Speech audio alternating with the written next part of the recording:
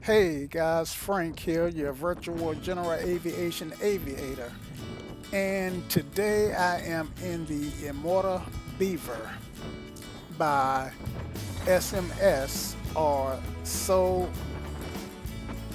Made Sim. Um, and I've got an important mission.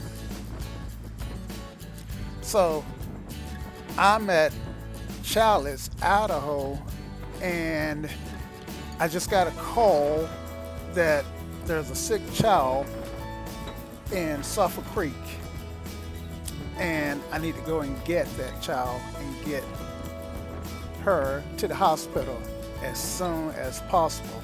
Now, they could take her to the hospital, they would take her to the hospital themselves, but the roads are really icy and it's just too dangerous to drive that far. Uh, so they are able to get safely to the airport, to the airfield at Sulphur Creek, but to drive them all the way back to Challis, Idaho, is just too dangerous. Uh, in the Rockies in the winter. Now, it is snowing. I'm hoping that you can see the flurries. Um, if you look hard, I think they're being filtered out a little, but if you look against the fuselage, the paint, then you might be able to just barely make them out. Okay, so as I mentioned, I am in the Immortal Beaver, the DHC, the Havilland DHC-2 Beaver, and this one is the SMS version. Okay, so let's go ahead and do our walk around, and I'm kind of looking at my tires. They do look a little bit low. In fact, um, those are actually not the tires that I want to have on it. And fortunately, as with many sim planes, you got some degree of options. Now, these are my view controls. This first one is view controls, and the second window is options. And I do want to go with the Tundra tires. Now, as soon as I click this, you see the tires virtually double in size. All right, isn't that cool? And it is about 30 degrees Fahrenheit or 0 degrees Celsius outside. Let's just pull up the weather. Let's see. Actually, I've got real weather turned off because in real life there was only 1.5 miles of visibility, and even though I told the sim to give me 10 miles of visibility, the visibility looks like it's changing back to real weather. Just give me a second, guys. Let me go and investigate, see what we got here. Customize, manually configure, and I had set visibility to about 30 nautical miles, and it somehow never creeped down to 14. Precipitation light, and I do have some pretty strong winds, but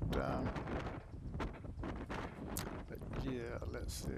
Yeah, so hopefully it'll hold this visibility for us, and we'll just leave the rest of the stuff in from real weather. And let me apply those changes again. Okay, so let's hope that weather hold.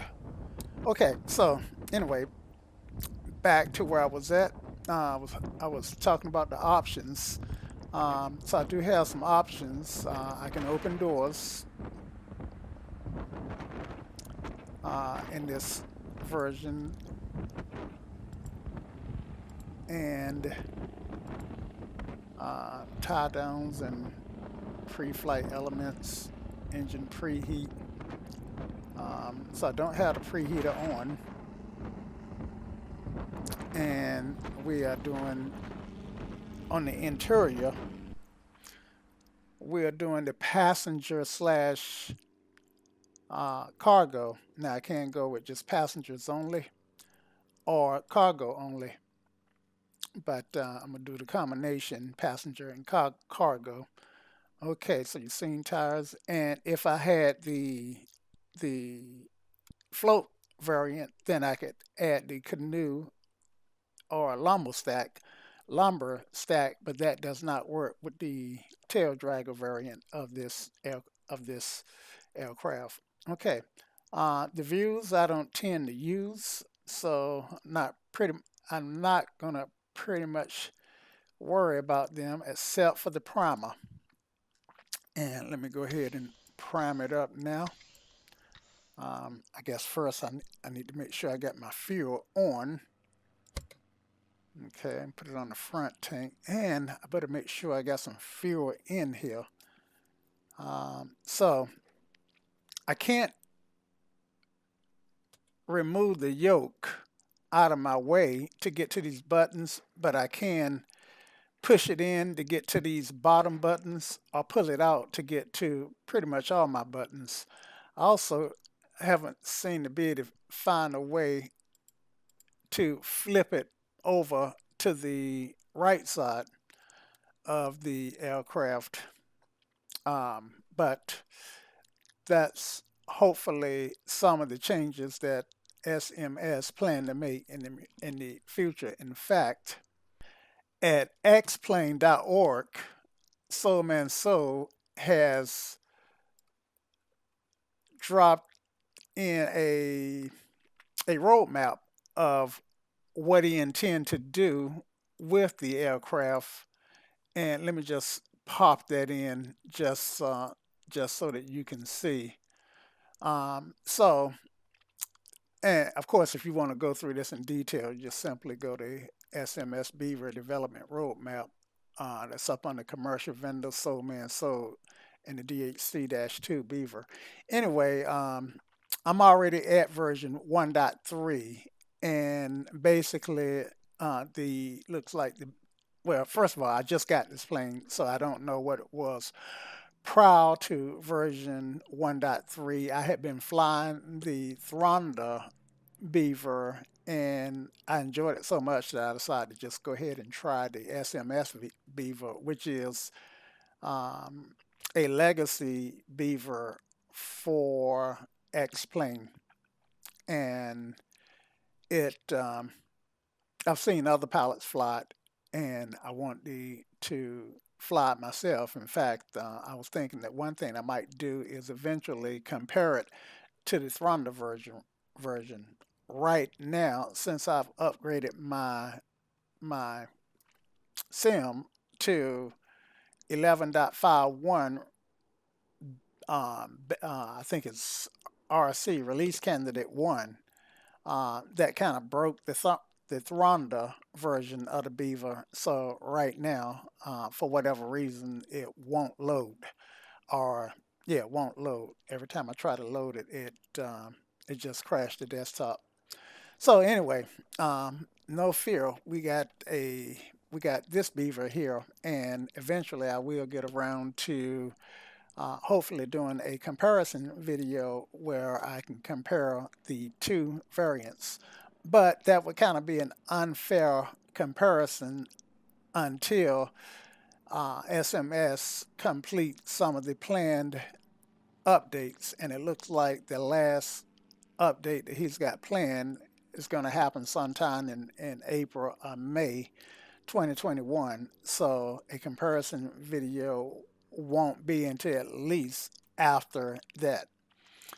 Okay, but in February he's planning to do a new PBR cockpit and cabin um, from the texture wizard Fran Falkenhaus, um,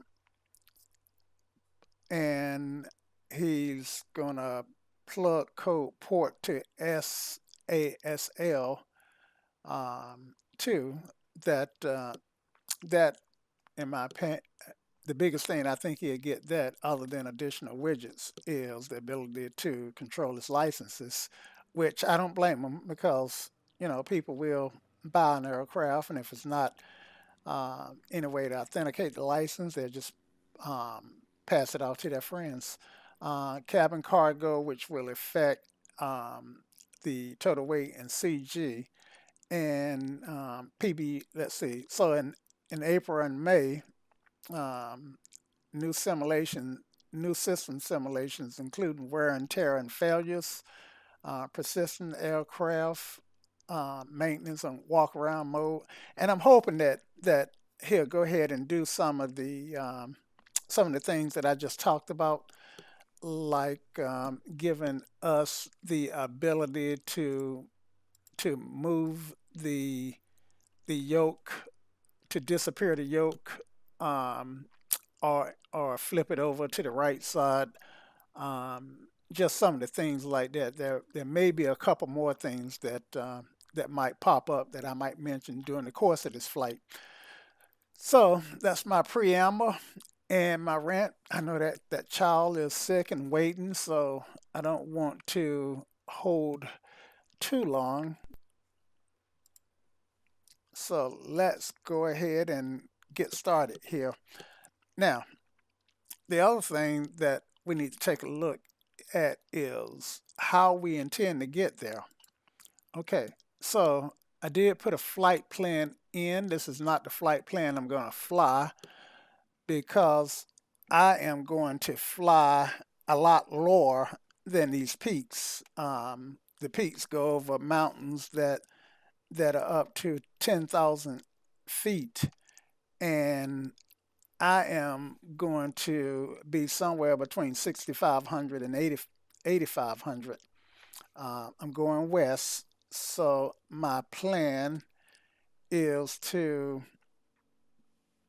take off and kind of follow probably this valley here and this road or river, or this road, catch this river here and take this river all the way down to, well, just stay in these valleys here. And let's see. I think maybe I might be able to climb over a peak here and jump down and just follow it. And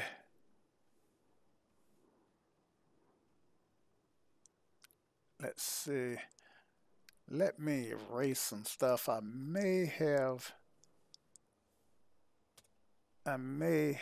Let's see, clear. Where's the eraser? Ink. I thought there was an eraser somewhere around here. Um,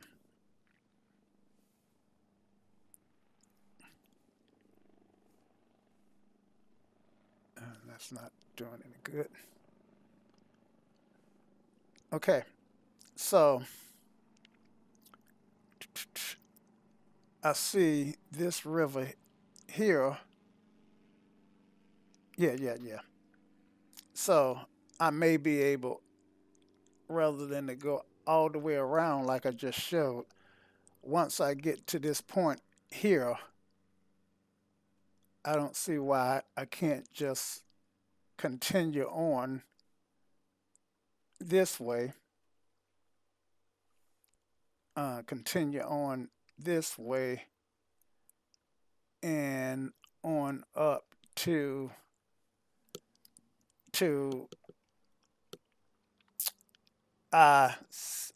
ID 74 Sulphur Creek. ID, India Delta, or yeah, ID.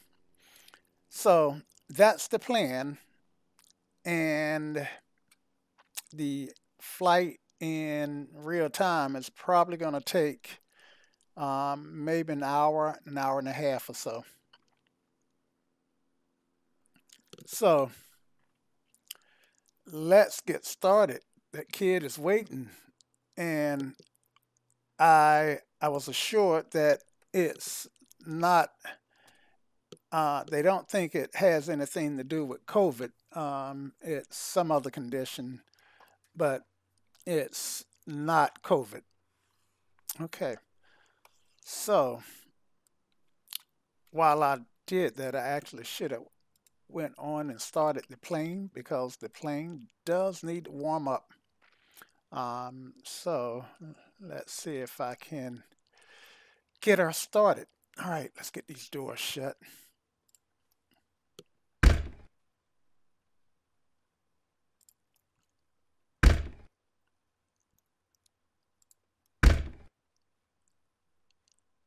With the Beaver, yeah, we don't want the doors to be open in the prop wash. Starter, let's go ahead and turn our fuel boost on. I do have positive fuel pressure. And let's check out voltage. And I don't know if this one, yeah, it does. Okay. Wow, voltage is low here.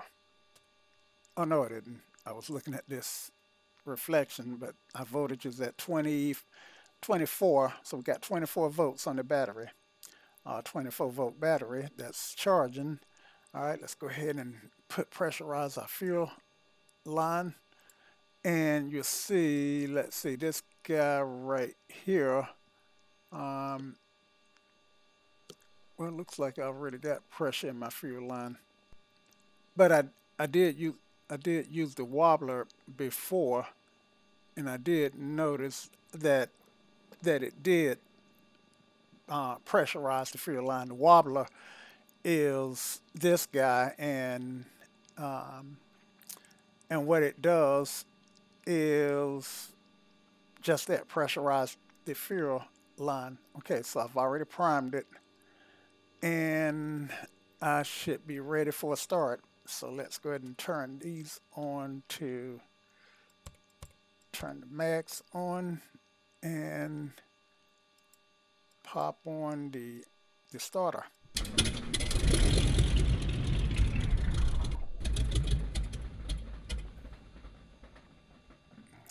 Too little mixture. All right, let's try it again. There we go.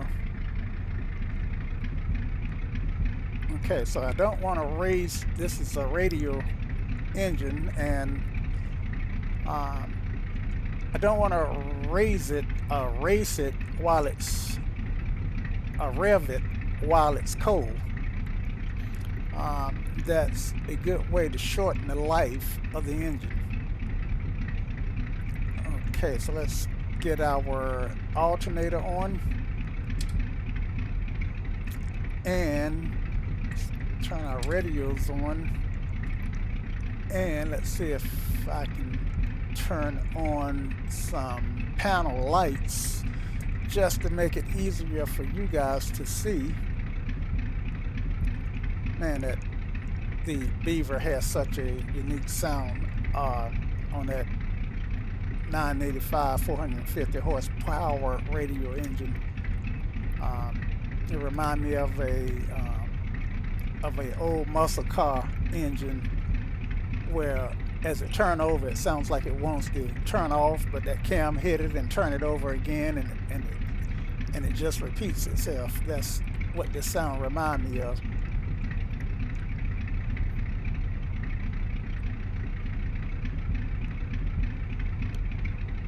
Awesome. All right, so let's see. Okay, so fuel booster can come off now. Let's go ahead and turn our pitot heat on. It does have a map light. cabin light, nav light, beacon light. Skip turning on my beacon light before I started, and I skipped clearing my prop. Let's see. There's my trim, and let's see if there's anything.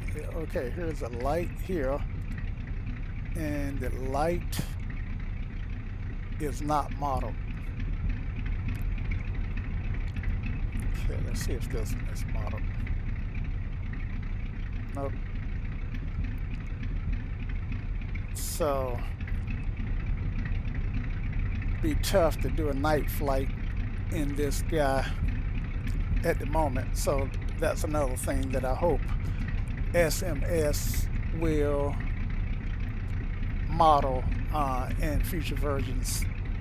Okay, because even though there are 2 versions of the Thunder out, there is no reason why we bush pilots can't fly either version, as long as we have them in our virtual hangar, right? So I am stalling a little bit, trying to give my engine time to warm up. Now, I think I may have showed you the weather already. It's oh yeah, I mentioned I don't have on real weather. So let's go ahead and get a ASOS, ADAS, or AWAS, whatever the case may be. Oh man, I left my map up. I hate when I do that. So a lot of what I was just doing, I don't know how much of that was hidden by the map that I failed to remove. So deep apologies for that. Okay, so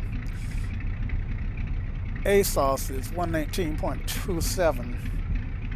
Let's get rid of it now while I'm thinking about it. I hate when I do that. 119.27. So I got 119 and now just find 27. Actually, I can turn it on. Well, let's see if we can't find a 27 first. Okay, now let's turn it on.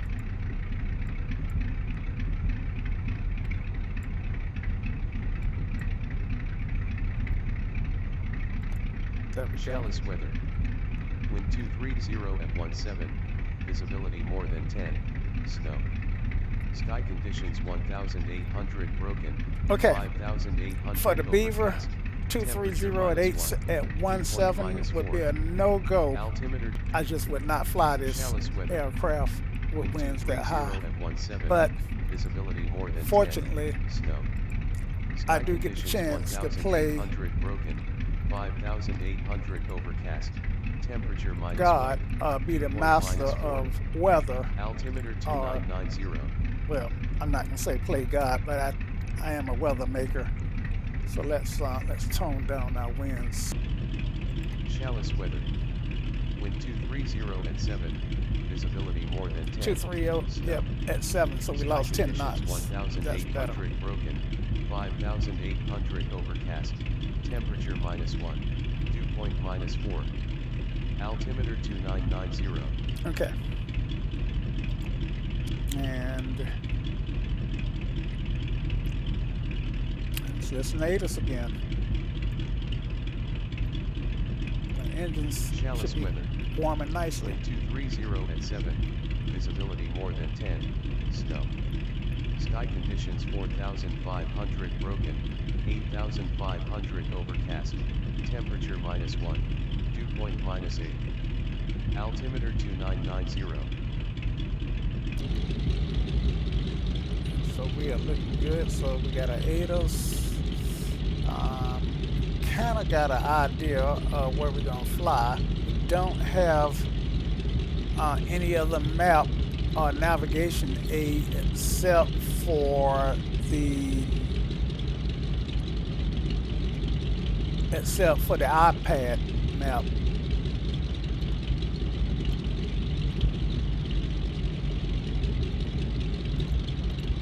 22 80 is the traffic. And turn that back on. That's why, excuse me. That's why I always say it's so important to look and not assume that everybody's going to make radio calls, because it's in spite of there being aircraft without radio equipment, there also are human areas like pilots being on the wrong frequencies, making calls for airports, and whoever is in the pattern, approaching the pattern may not hear the calls if he's on the wrong frequency. I've done that in the sim, so I can see it happening in real life. Challis traffic, November 2978 is taxiing to runway 2, is taxiing to runway 17 Challis. Okay, so I'm at 3.5 according to my iPad, so I guess that means that I want to taxi to the other runway. Just release my brakes. Brake check. Still checking brakes. Brakes are operational. And fuel. Let's check out fuel quantities before we go.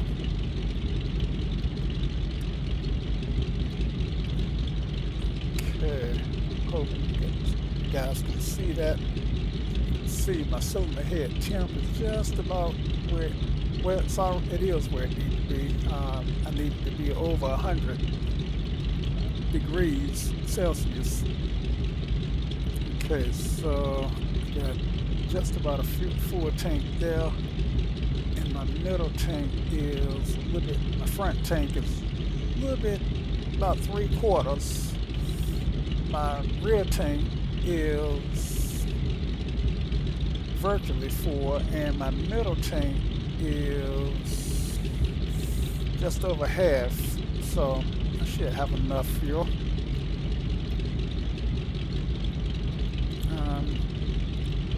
The winds are at 7, so that's not terribly the prop here. That's not terribly bad.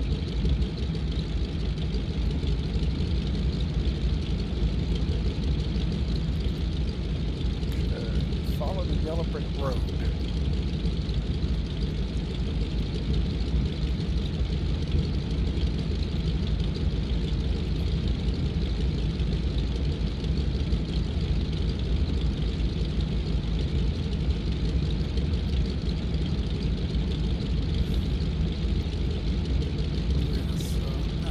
How to set the compass.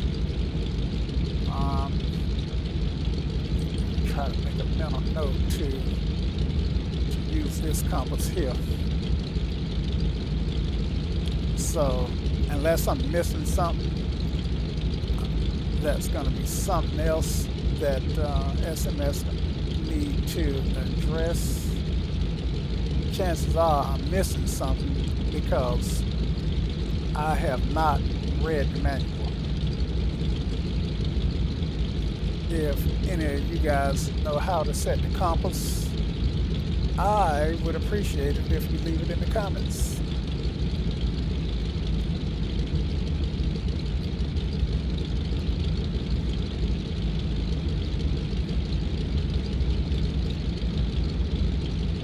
Taxing this big radio engine out in front of me can be a challenge, and it's not unusual for people to make S-turns in these guys while on the runway, so that just to catch glimpses of that yellow brick road, the yellow line. All right, so let me go ahead and put my takeoff flaps in.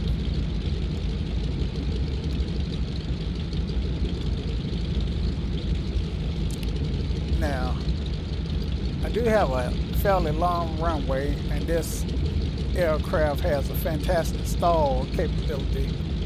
So short takeoff and landing capability. That's what I mean when I say stall. Then I don't really have to worry about putting all the flaps in. In fact, I could probably take off with no flaps. And ran out of runway here. Good thing we got these big Tundra tires on. Oh, and it's slippery. Look how slippery it is, guys.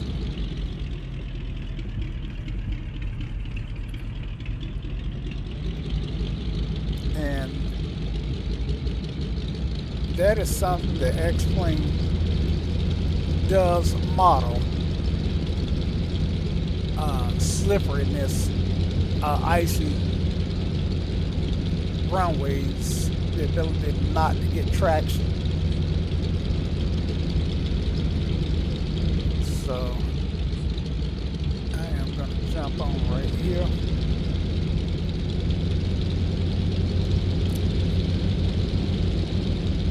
And by going through the grass, I guess that kept me from having to worry about trying to back taxi if I want to be full runway. All right, so we're going to take off to the north.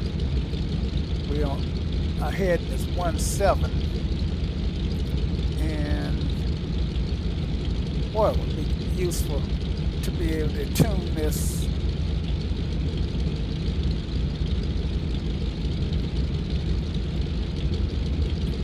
If I can pull it out, all the tuning is on the heading bug. Let's see.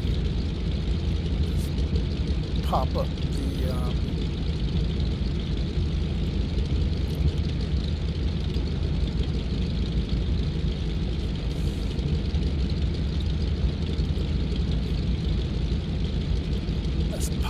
the this guy and see if it has anything to do with the temperature, altitude, hold. Nope, I didn't think so. But sometimes out of desperation, you just try things. Okay, so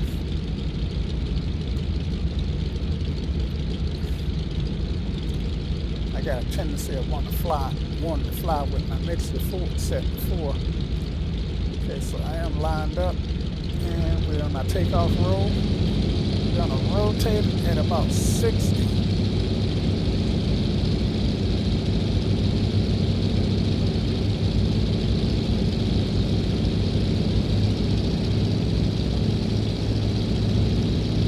Watching my RPMs. And we're up.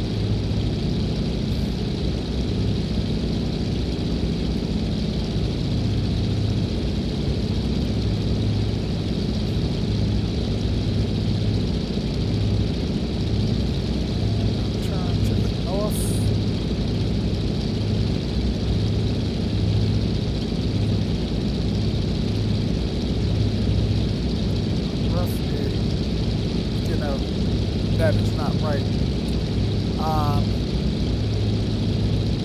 To get to the north from where I'm at, I just need to fly a downwind.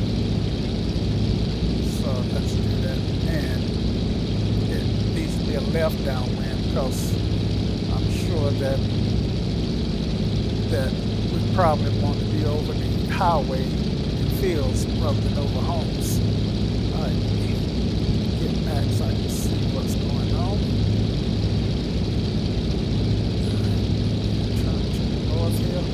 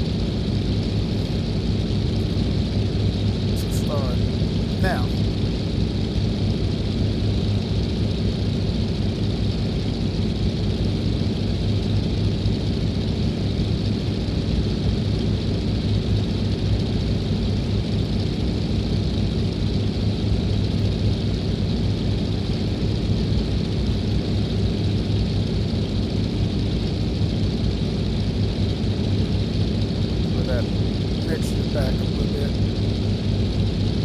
And it is snowing like cats and dogs. It's about 30 degrees.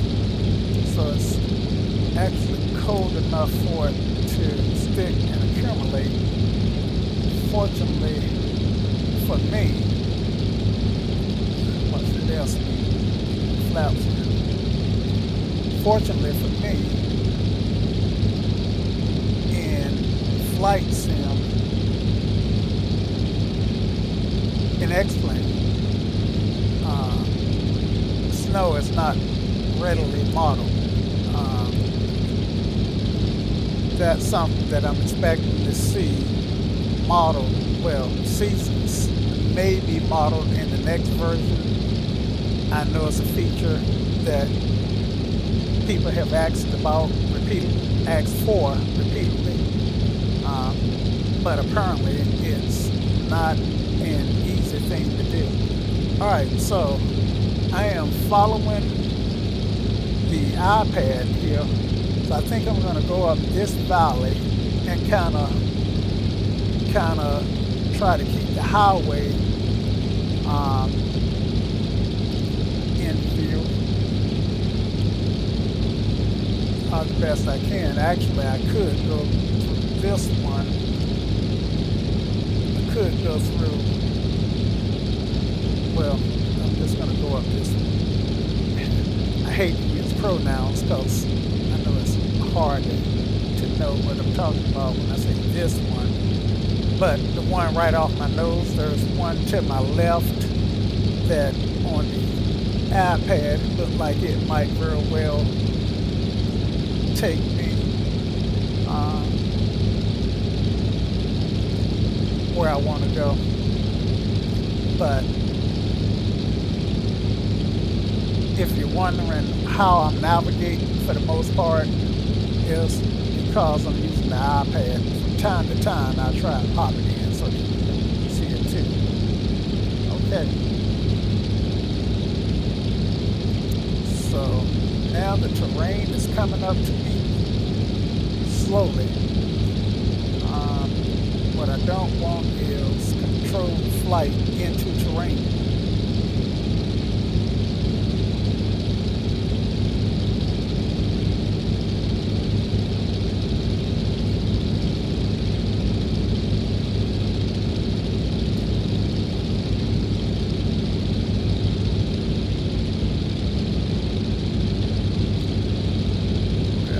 Back a little bit and get the rest of these flaps in and get it trimmed out without that drag.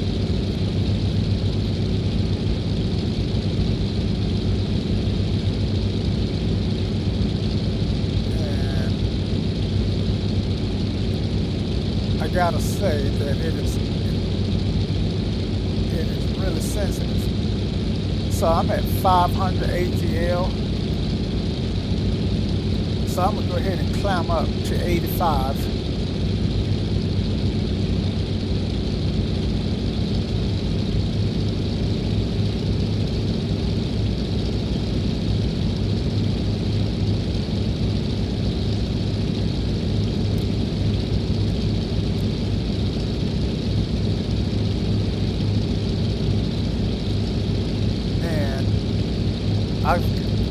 I have a trim tab, a trim button on my yoke, using the alpha yoke. So I'm using it to trim me. Therefore, I don't have to reach up here, try to trim it, come back down, look, see where I'm at. So if you don't have a trim button and you're actually reaching for controls, then getting a trim in those cases would be a lot of work. I do mean a lot of work.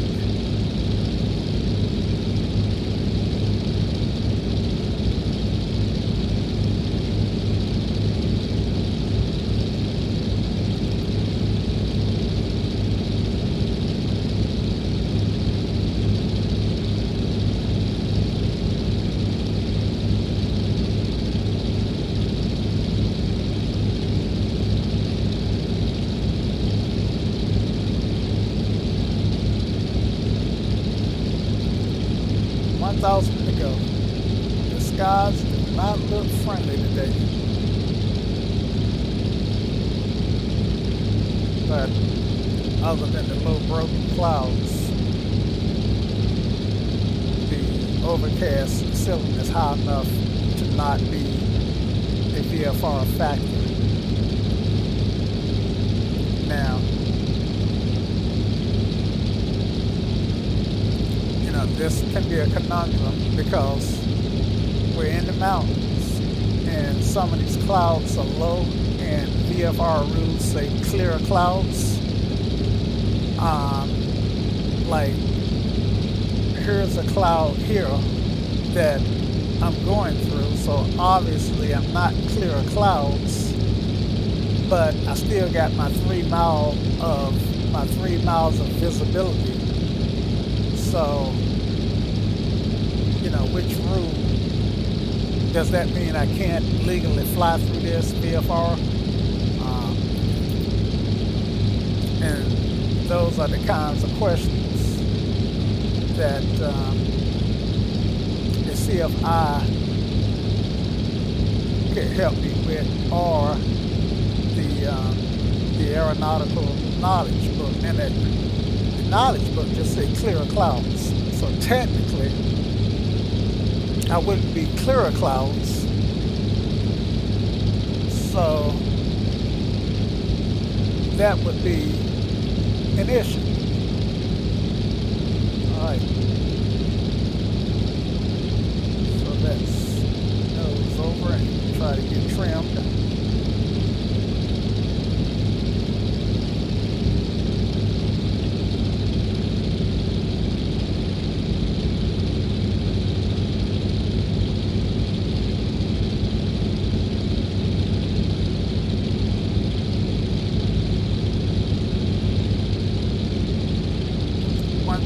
Don't want to do in any aircraft is chase that vertical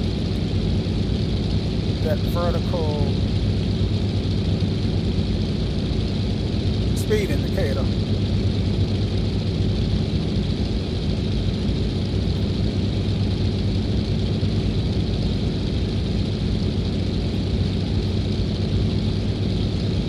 So I am really trying to rely for that highway. I am really trying to rely on the sight picture outside rather than chasing my instruments since I'm VFR.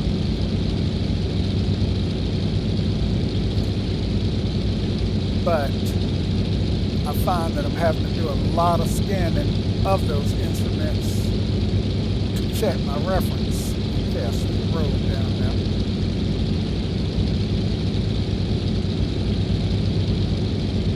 Like, I see now that I was 100 feet above my target altitude, so I pull my nose up and now I'm just trying to trim it out one more time.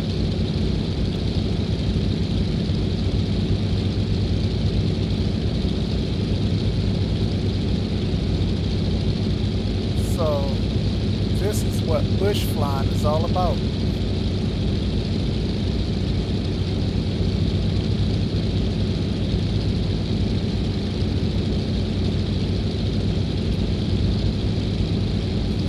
Not always about it's not about flying high and fast. It's actually low and slow flying.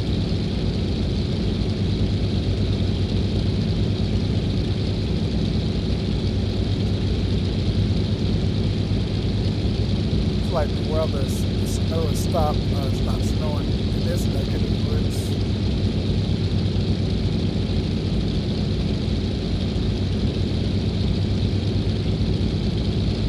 And I can only see, you can see exactly what I can see. So if you see the road, I can see the road. if you can't see the road, I can't see the road. So like right now, I can't see the road.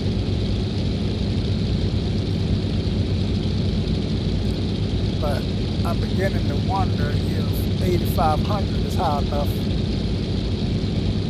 Okay, so I'm looking for the road.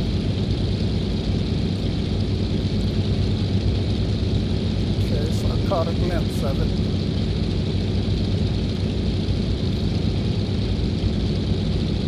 And just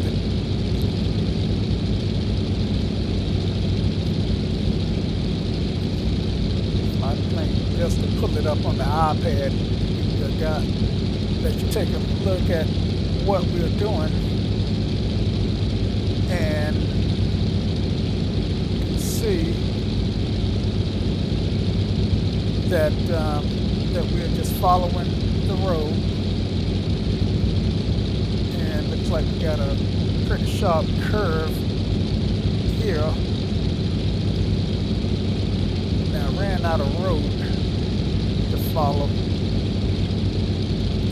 Let's see.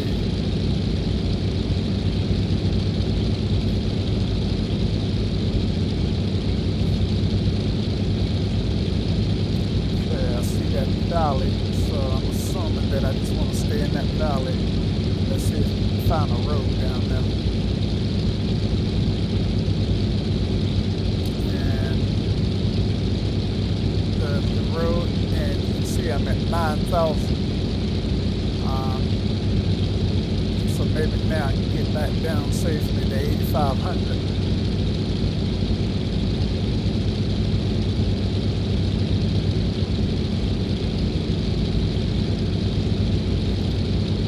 Oh man. So I'm backtracking. So something didn't quite go right with that.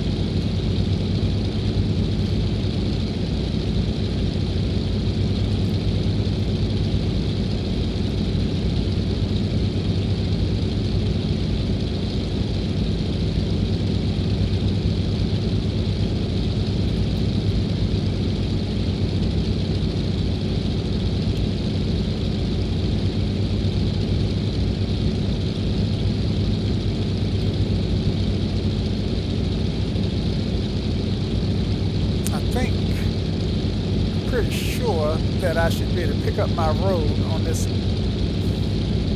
on the other side of this ridge.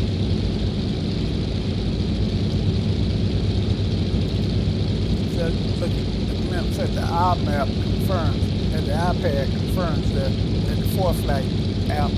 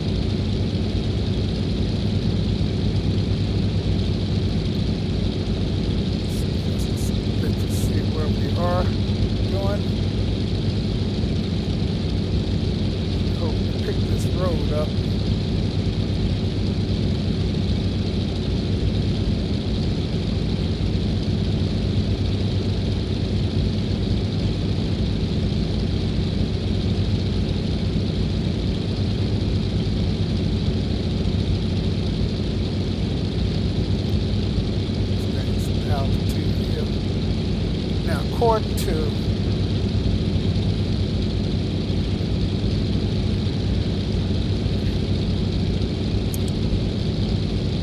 see what I did, I was fixating on the blue line that I put in. It's kind of a general idea of my track, and so the road should just be in this valley.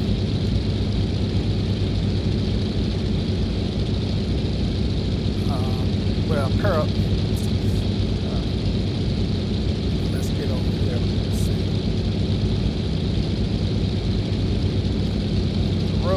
should be, looks like it should be over to my right.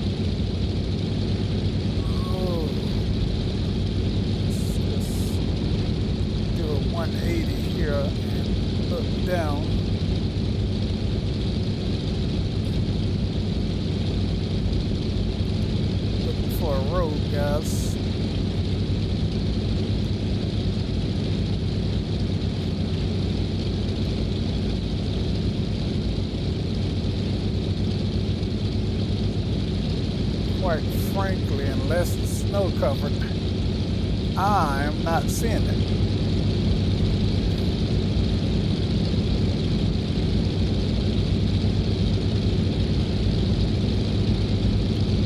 And you can see I did my 360 right over top of it, according to what I'm seeing on the 4Flight app.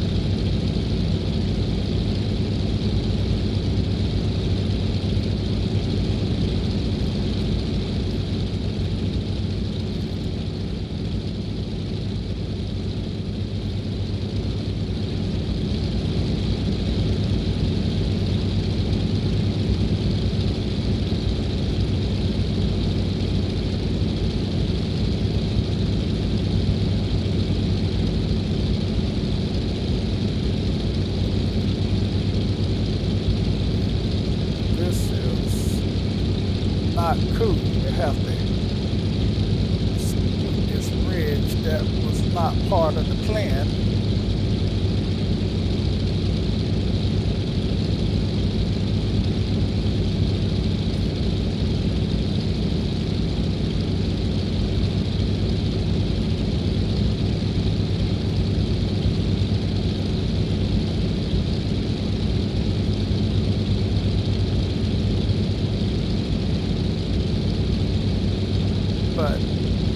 Okay, there's the road. Just caught it. There it is, right here. It got away from me. I think I can stay with it from this point out.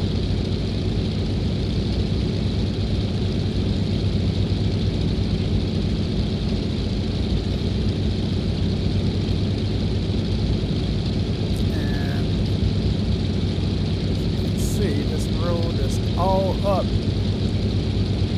from, man, these are some elevation climbs that this guy's doing. So I would hope, in fact, let me go ahead and get back on up to 10.5.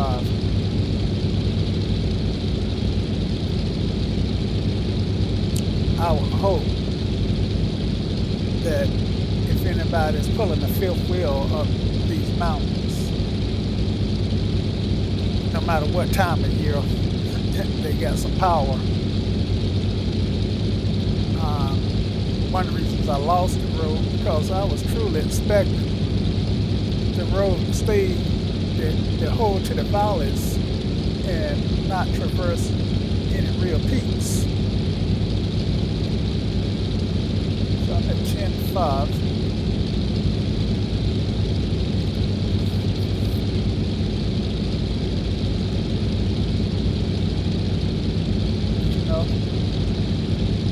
A glance at the iPad tells me that was the wrong road.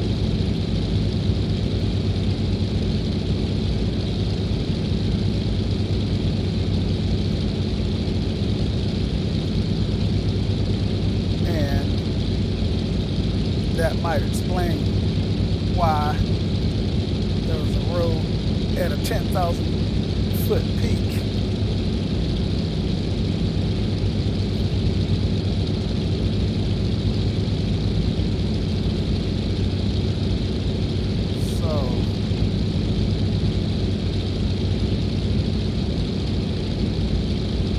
don't have a lot, really don't have anything to go on in terms of politics. It's except for the road, and it appears that once I lost the road, I never really found it.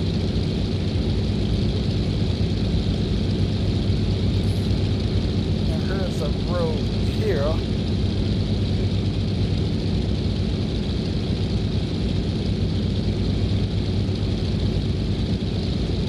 But a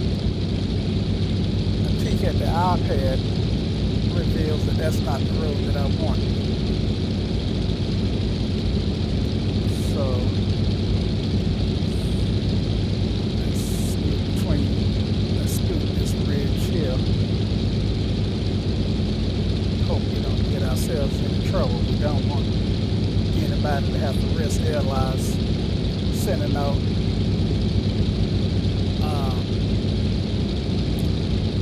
search and rescue for an aircraft that, for a guy who called himself doing a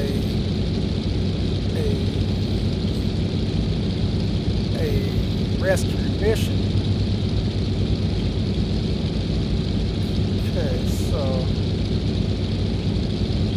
now I'm expecting to find a road in this valley. A little peak here.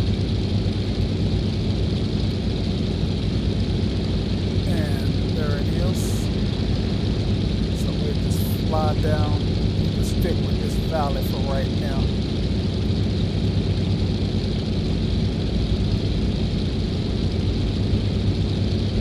And hopefully that's gonna give me what I'm hoping to give me 8,500 guns.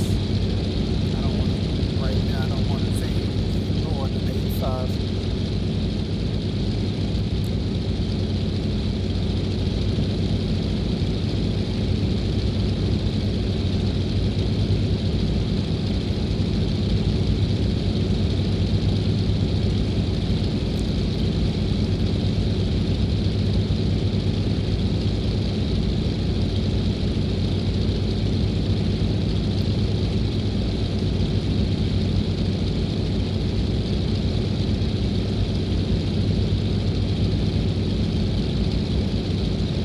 If I could sing, I would say, please stick to the rivers and the valleys that you used to.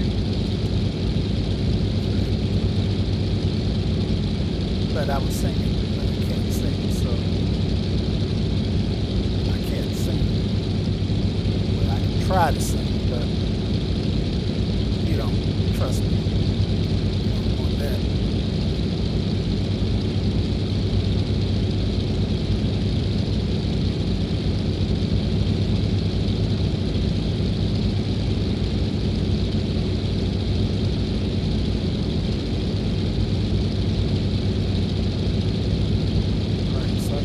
Opening here.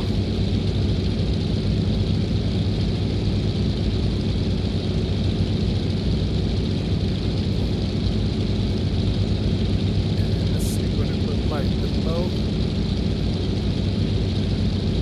Okay. There to the left here.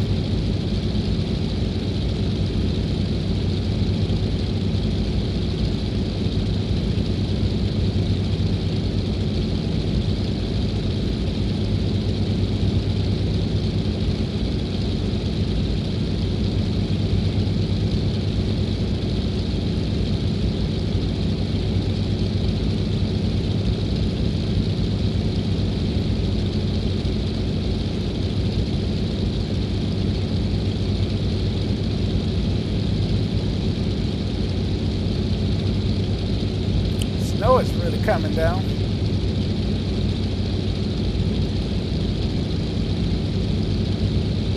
It's a shame I can't turn on real weather. It's just not the visibility out there for that.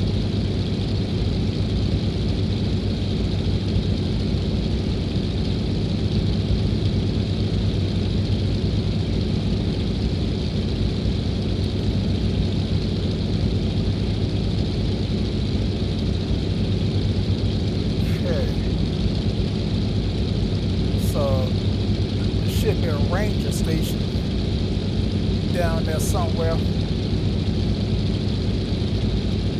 according to the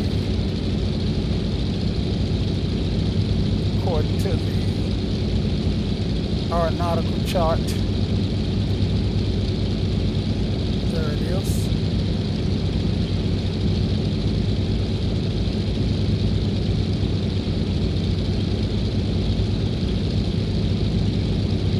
Now I'm going to fly back to the left, follow the road to the left here.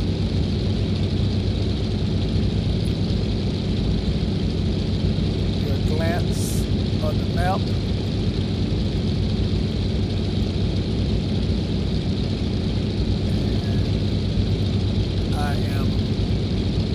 Up here, I keep using these pronouns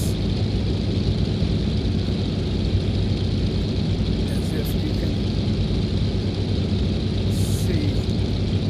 Well, I'm using the pronoun, but point with the mouse, but you can't see the cursor. So when I'm pointing at the iPad, so.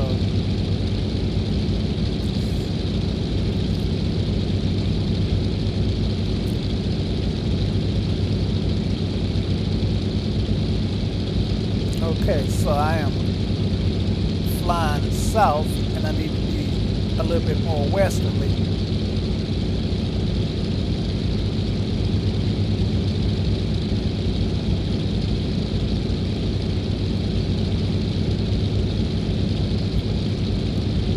So I need to take the road to the west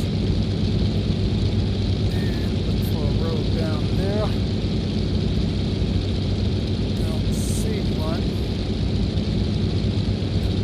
Road on that side. Is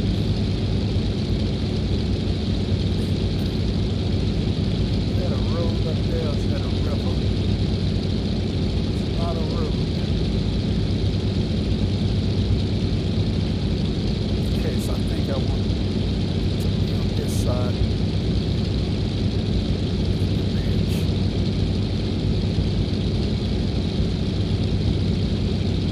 Okay, I see a road on the top of the ridge. Could that be our road? Oh,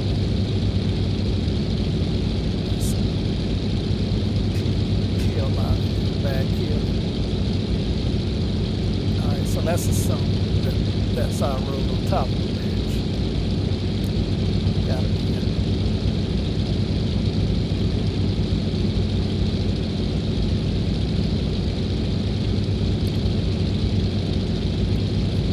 Up to 10.5.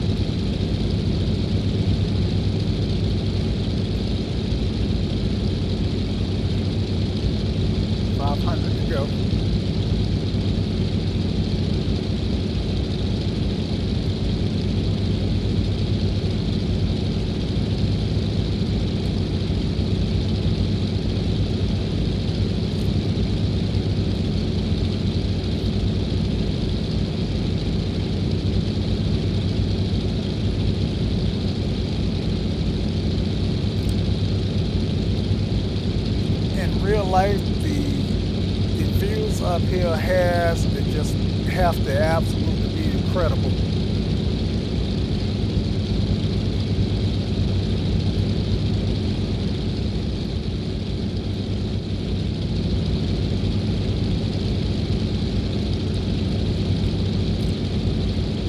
RL, I would be just happy to be up on these ridges in a car than just as happy in a car as I would in an airplane. Now, looks like our highway is terminating up here.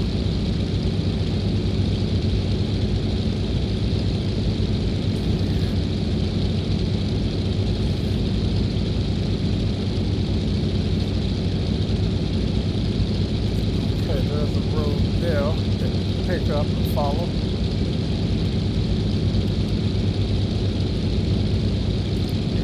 Snapshot.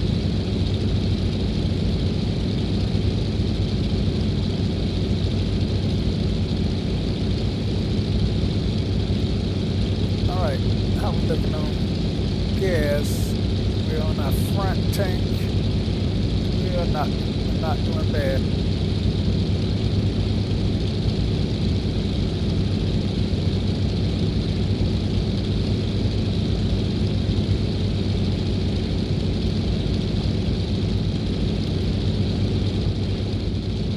Some accumulation with that mountain. Actually get accumulation all around at these peaks.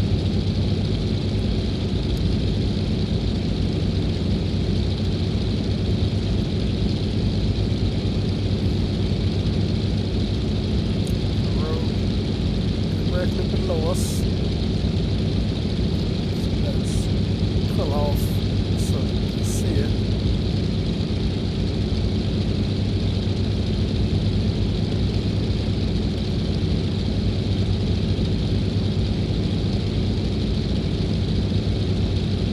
Now, I'm getting to the point where I know there's a little, let me get back up to 10.5, but there's a little ridge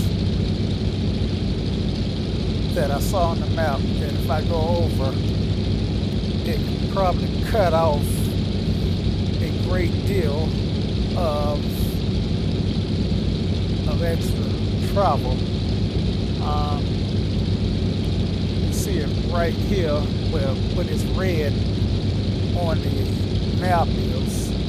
So I wanted to follow the red rather than the blue. There's a horseshoe pattern if I follow the blue. But I think I can follow the red, kind of get right over that.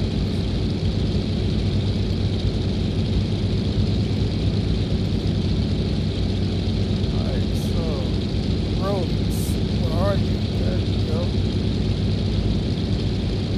Below me, 9.5.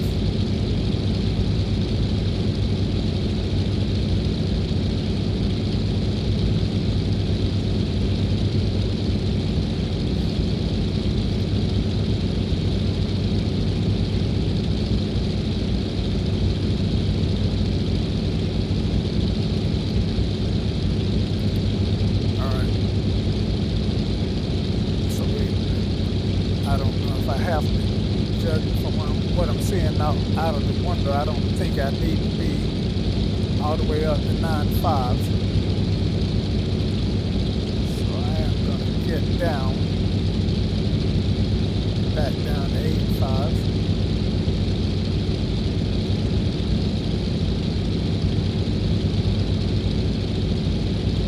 And follow this path right off my nose. And all the way through that valley.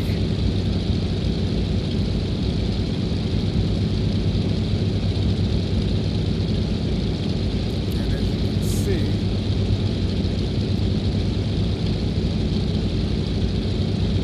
see, my track there.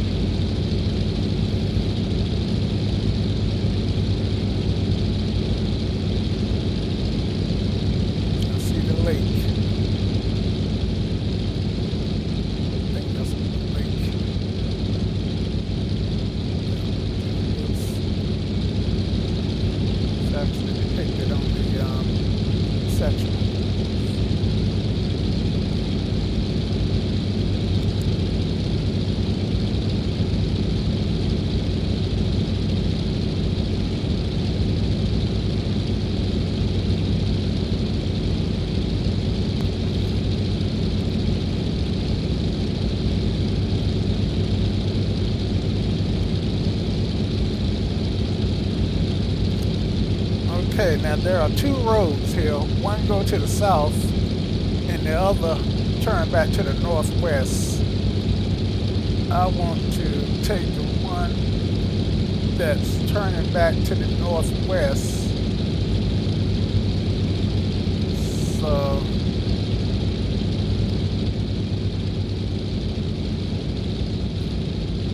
I wonder if it could be that route here.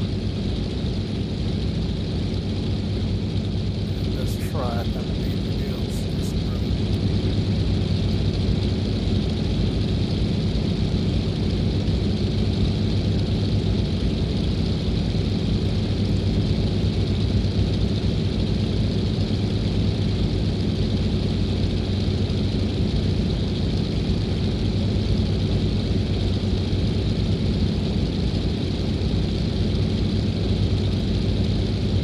And I'm having to use the compass because I can't use the compass on the I can't use the head indicator because it's I couldn't change it. It's not calibrated, and I didn't see a way to calibrate it now. A road down here, I'm thinking there is. It looks like it's a river. It's a river.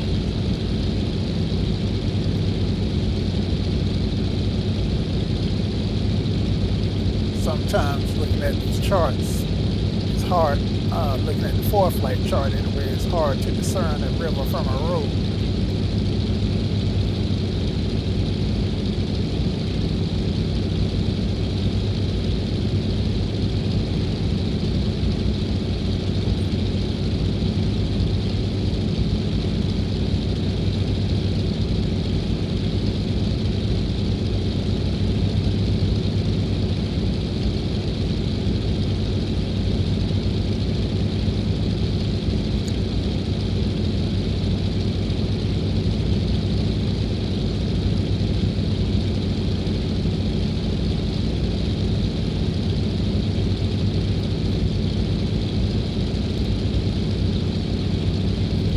And U63, airfield U63 should be out in this field, not field, but in this clearing.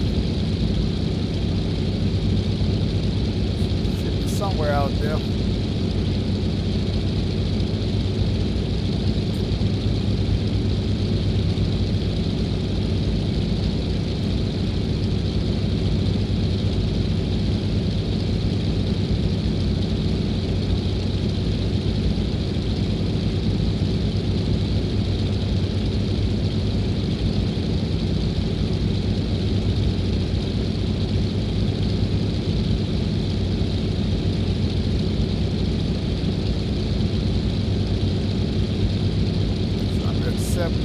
Now.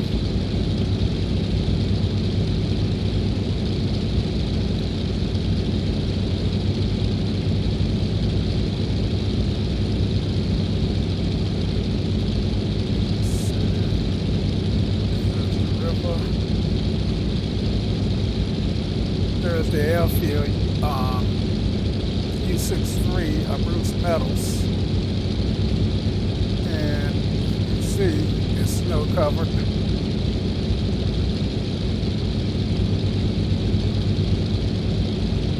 Okay,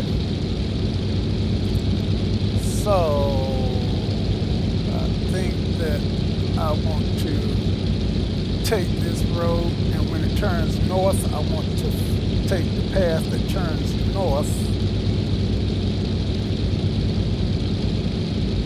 So this is where it turns north. And so go ahead and make my turn to the north. I'll go to the south. Make my turn to the north here. My head and bug is not really doing a lot of turning. starting to turn. All right. Cool beans.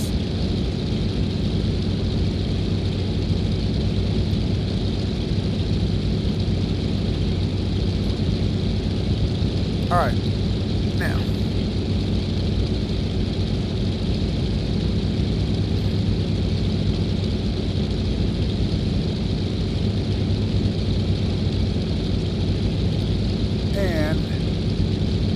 If I follow this road, it should take me straight to Sulphur Creek, I do believe.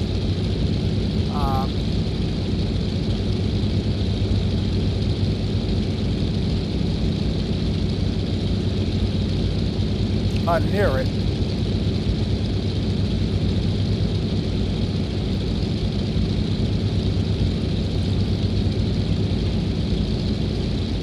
So, to give you an idea of what I'm studying on, you see where my aircraft is right there at where that 8,743 peak mountain is at. And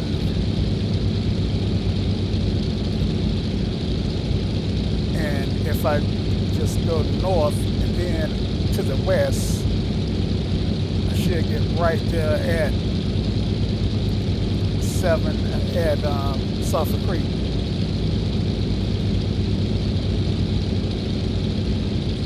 Wonder how that child is doing. I hope she is doing okay. Yep, it's on its way. They would have did a little better. They find someone who had a chopper, but especially in this kind of weather.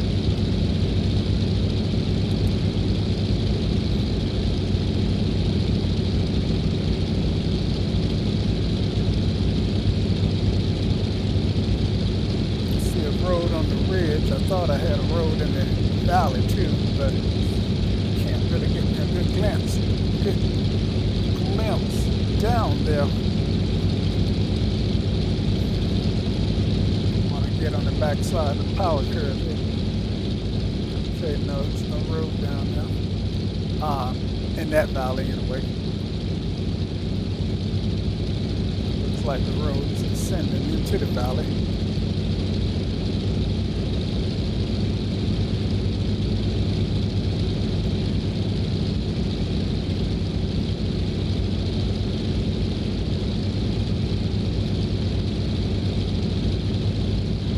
Okay, so these are this is the big valley that I think the two airports are in. Let's see, U2, Idaho, and Sulphur Creek. It's not two that I'm going to, but Sulphur Creek. I should be able to see U2, that airfield off my nose, and there it is. Now, the issue is going to be stopping on this. I see Sulphur Creek in front of me, so I'm going to make my radio call. Sulphur Creek is going to be 12290.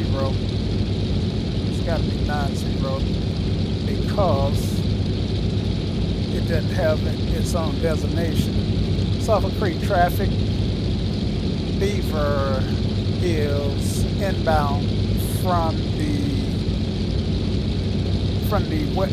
the east, landing to the west, 4-stop, Sulphur Creek.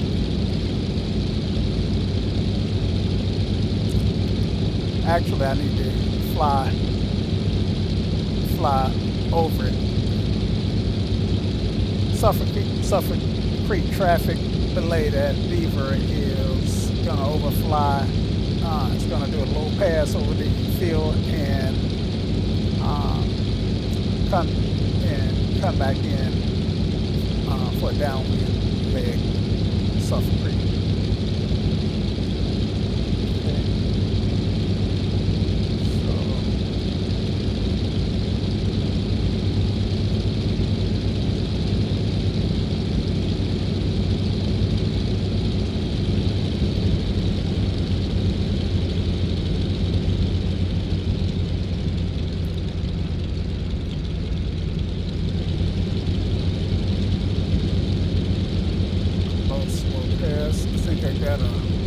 windsock down there that I can take a look at.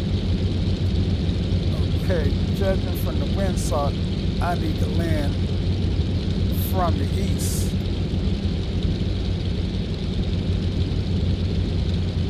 So I'm flying west now, and I need to land from the west, land to the east.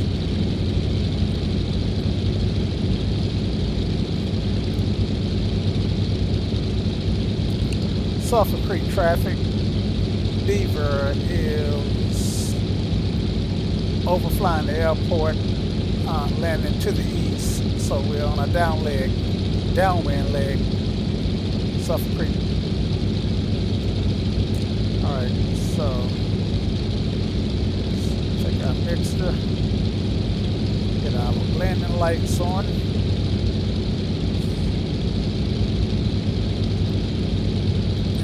This is where things get heavy. Okay, let's get those landing lights on. Things get hectic trying to manage those lights.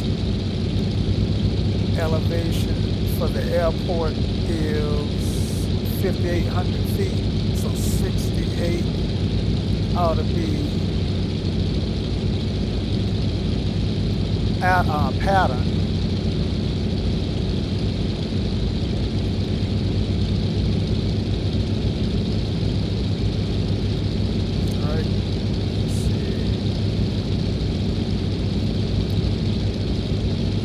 Carb heat on.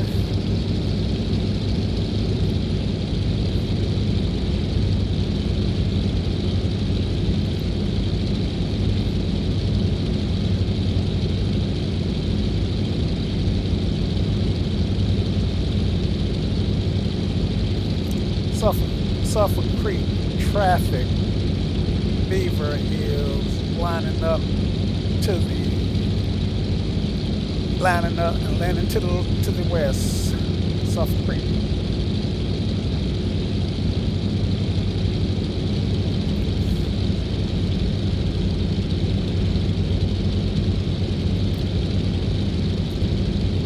Landing to the east on short final, Sulphur Creek. That was some lousy radio calls.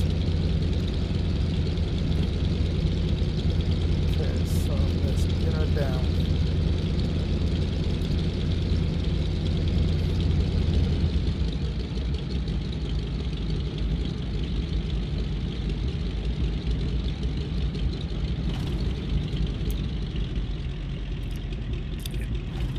See it, great landing, but I don't see it.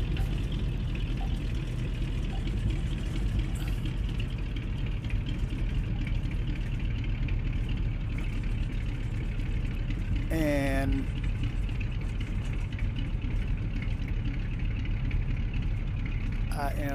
it's icy, so I'm just sliding all over the field here.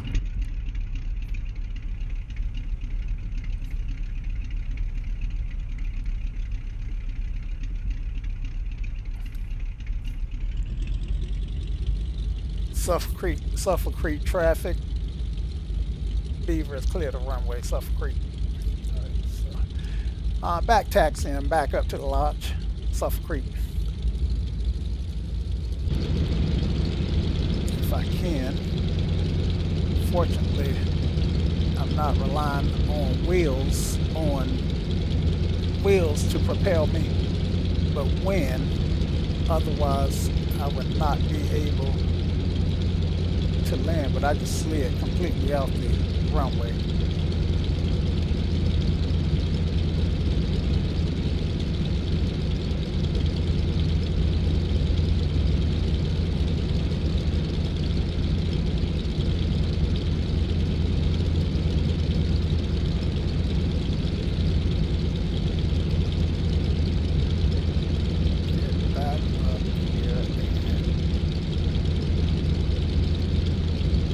Start cleaning up here.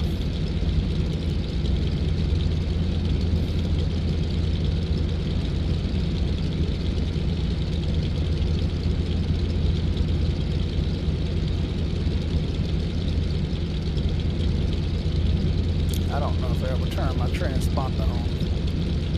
I don't think I did.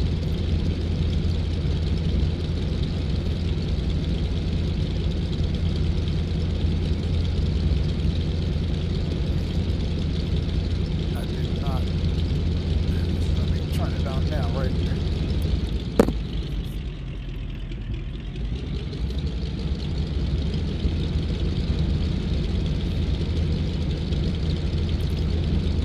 All right, ladies and gentlemen, I can pull out the cell phone and accidentally bring this kid out and get her loaded so we can make the trip back to Challis. I'm sure it's going to be just as exciting flying her back as it was getting here, but that's going to do it for the video. I hope you enjoyed the watching me fly the SMS Beaver, even though the landing was quite what word do I want to use? It was an interesting landing. All right, so let's just get over here.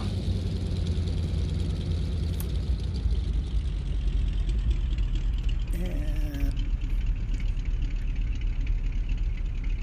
we will stop here.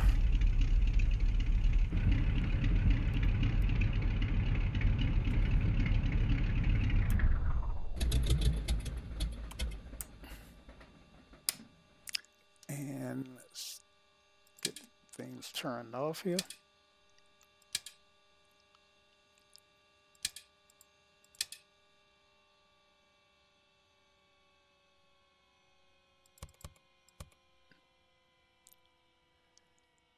And let's just check this fuel.